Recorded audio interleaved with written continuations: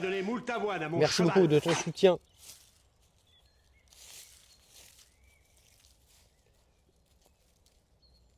Bonsoir petit soleil. Et donc le compost à chaud, c'est tu vas faire un gros tas de matière organique que tu vas gorger d'eau. Et en fait, tu vas tellement le gorger d'eau et ramener de matière organique que tu vas mettre en tas, que si tu veux, ça va monter en température. Et en fait, au cœur du compost, ça va être à 80 degrés. Un peu comme tu vois les gros tas de compost que tu vois en déchetterie, là, c'est des montagnes énormes, tu vois. Et ben ça, c'est ce qu'on appelle un compost à chaud. C'est-à-dire, t'as tellement de matière organique qui est mis en mode pyramide qu'à l'intérieur, ça chauffe énormément et du coup, ça va beaucoup plus vite. Mais dans chaque, tu as des avantages et des inconvénients dans la technique du compost à chaud et dans la technique du compost à froid.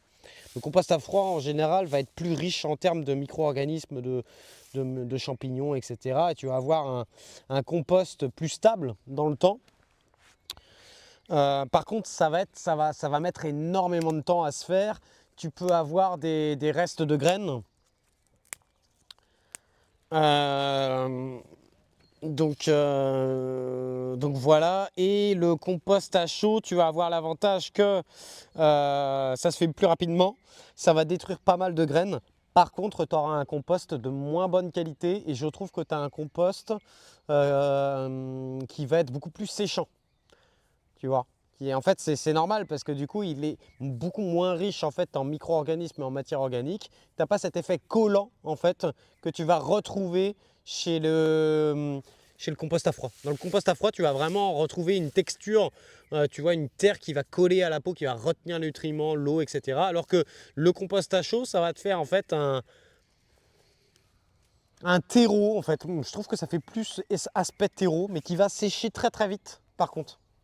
Donc à moins le côté collant comme ça. Bon courage petit soleil. Hein.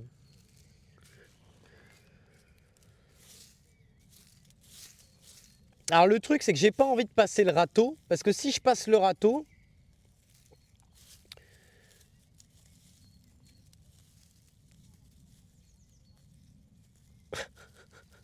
je vais pas passer le râteau, parce que si je passe le râteau, je vais enlever en fait plein de petits cailloux. Donc là ce que je fais c'est que j'enlève la plupart des mauvaises herbes à la main comme ça.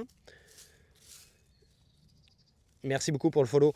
Et une fois qu'il restera plus que les épines de pin qui sont assez volatiles, eh bien je vais les souffler au broyeur, au souffleur pardon. Voilà.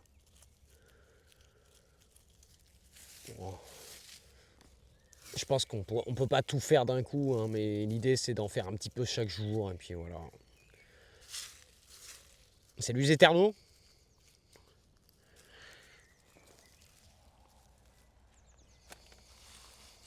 J'ai envie quand même J'ai envie de la passer un coup de souffleur pour voir ce que ça fait, mais... Je sais pas s'il y a du carbu dedans. Attends, je vais commencer à ranger un peu.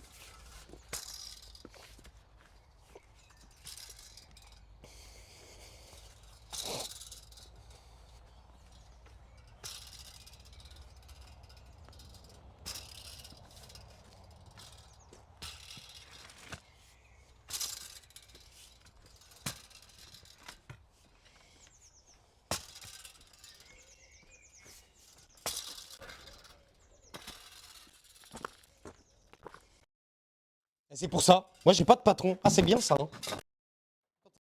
Mon propre patron, tu vois. Si je veux chanter Johnny Hallyday, je peux. Tu vois. Non, Arthur, arrêtez de chanter Johnny, ça fait fuir la clientèle. Non, m'en fous. Je peux chanter Johnny. J'étais parti chercher quoi. Alors le problème, c'est que moi, j'ai tendance quand même à me disperser. Ah!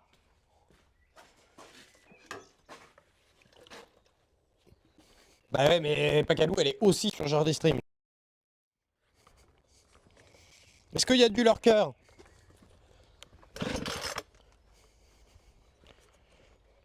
J'aimerais bien faire un petit karaoké.